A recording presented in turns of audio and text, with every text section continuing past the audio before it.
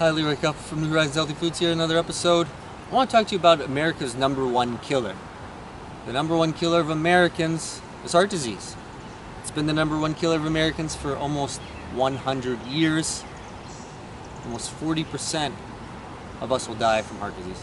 Hey, let's call it the way it is. The #1 reason you or your loved ones are going to die is heart disease. Okay?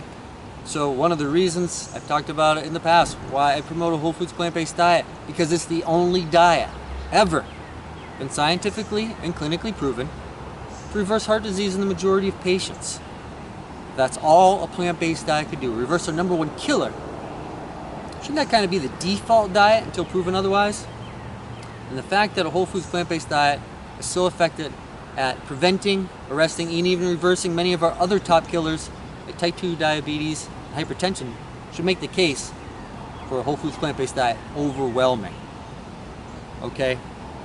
The thing with heart disease is no one need ever die from heart disease.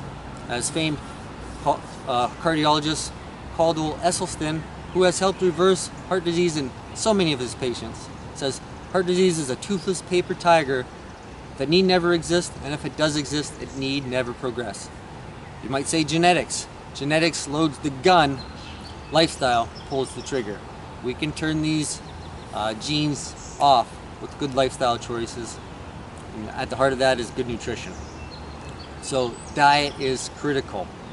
Why a whole foods plant-based diet? To prevent and reverse heart disease? First of all, there's no cholesterol in plant foods. And there's very little saturated fat. Saturated fat you might find in a few things like coconut and a little bit nuts, but very little saturated fat as a whole. See, right there, your heart disease risk drops. There's no animal protein. Animal protein increases your risk of heart disease, okay? If we keep the added oils out, I'm talking whole plant foods, not processed plant foods like oils. Oils will damage the endothelial function of your arteries, which is something we do not want to do. We want nice, smooth endothelial lining of our arteries, nice free-flowing blood. Okay, so plus, the whole plant foods are loaded with fiber. Fiber is going to help remove any excess cholesterol if we have heart disease to begin with, and fiber is critical. So people like Caldwell Esselstyn, Dean Ornish reversing heart disease decades ago. Dean Ornish, his book came out in somewhere around 1990. So we've known this for a long time, and we could have even probably made a case for it back in the 50s, but we didn't have the digital imagery to perhaps prove it. But I really, really want to see people not die of heart disease. It's one of my main goals. See, one of the problems with heart disease is one of the first symptoms can be sudden cardiac death. So you might not know you have heart disease until you die of a heart attack. Don't want that to happen to you. If you live in this country and you're over the age 10, the odds are you have plaque and build up in your arteries. It starts very young, from basically when you're a toddler, if you're eating standard American diet. It starts very, very young. So I would just maybe,